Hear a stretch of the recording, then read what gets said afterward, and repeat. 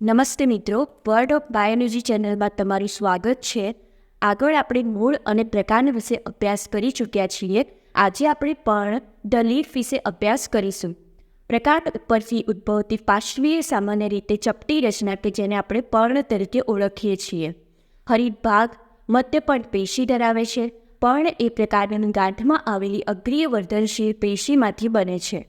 કક્ષ કલિકા કે જે પર્ણદંડ તથા પ્રકાંડ વચ્ચેના કક્ષમાં બનતી કલિકા છે કે જે શાખામાં પરિણમે છે.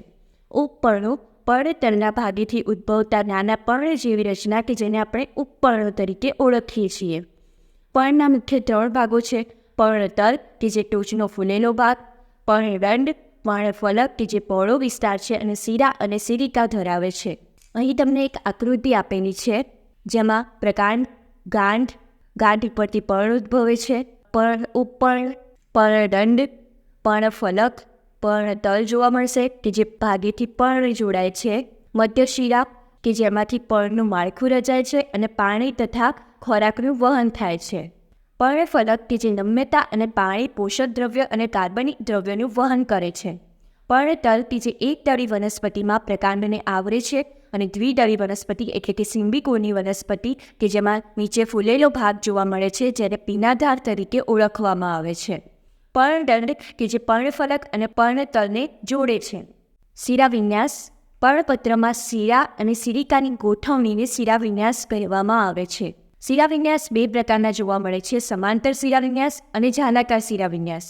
સમાંતર શિરાવિન્યાસમાં શિરાઓ એકબીજાને સમાંતર હોય છે, જ્યારે જાલાકાર શિરાવિન્યાસમાં શિરાઓ જાળી જેવી રચના ધરાવે છે. સમાંતર શિરાવિન્યાસમાં એકદળી વનસ્પતિનો સમાવેશ થશે, જ્યારે જાલાકાર શિરાવિન્યાસમાં દ્વિદળી વનસ્પતિનો સમાવેશ થશે.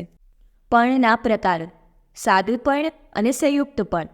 સાદું પર્ણ કે જેમાં પર્ણફલક છેદિત હોય પરંતુ છેદન મધ્ય શિરા સુધી અડકેલું ન હોય.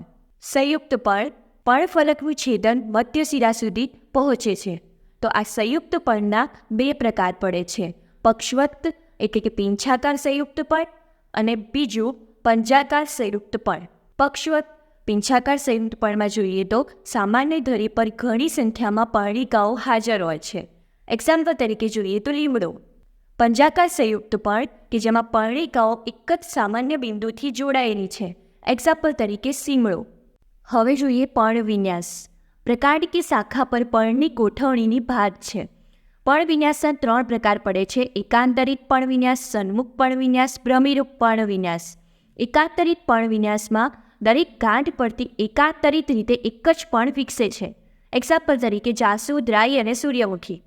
સન્મુખ પર્ણવિન્યાસ કે જેમાં એકબીજાની સામસામે એક ગાંઠ પરથી પર્ણની જોડ વિકસે છે. સન્મુખ પર્ણવિન્યાસના 2 પ્રકાર પડે છે: એક સન્મુખ ચતુષ્ક અને બીજું સન્મુખ આચ્છાદિત. સન્મુખ ચતુષ્કમાં પર્ણની ગોઠવણી કાટખૂણી જોવા મળે છે.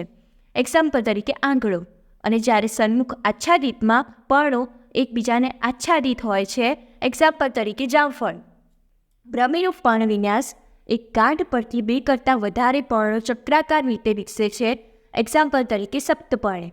પર્ણના રૂપાંતરણો: પહેલું છે ખોરાક સંગ્રહ, આરોહણ, રક્ષણ, પ્રકાશ સંશ્લેષણ અને કીટભક્ષણ. ખોરાક સંગ્રહ કે જેમાં ડુંગળીમાં ખોરાકનો સંગ્રહ પર્ણતલમાં જોવા મળે છે. આરોહણ તો જેમાં કંકાસની અને સ્માઇલેક્સનો સમાવેશ થાય છે. કંકાસનીમાં પર્ણનો અગ્રભાગ સૂત્રમય બને છે, જ્યારે સ્માઇલેક્સમાં ઉપપર્ણો સૂત્રમય બને છે. રક્ષણ બાવળ અને બોરડીમાં ઉપપર્ણો કંટકમય બને છે. પ્રકાશ સંશ્લેષણમાં જોઈએ તો ઓસ્ટ્રેલિયન બાવળ કે જેમાં પર્ણદંડ પ્રકાશ સંશ્લેષણ કરે છે અને તેને દાંડીપત્ર કહેવામાં આવે છે, જ્યારે વટાણામાં ઉપપર્ણ પ્રકાશ સંશ્લેષણ કરે છે. કીટભક્ષણ કે જેમાં કળશવળ, અર્કજ્વર અને ડ્રોસેરાનો સમાવેશ થાય છે. તો નેક્સ્ટ વિડીયોમાં આપણે પુષ્પવિન્યાસ વિશે અભ્યાસ કરીશું અને વધુ માહિતી માટે વર્ડ ઓફ બાયોલોજી ચેનલને લાઇક, સબસ્ક્રાઇબ અને શેર કરો. Thank you.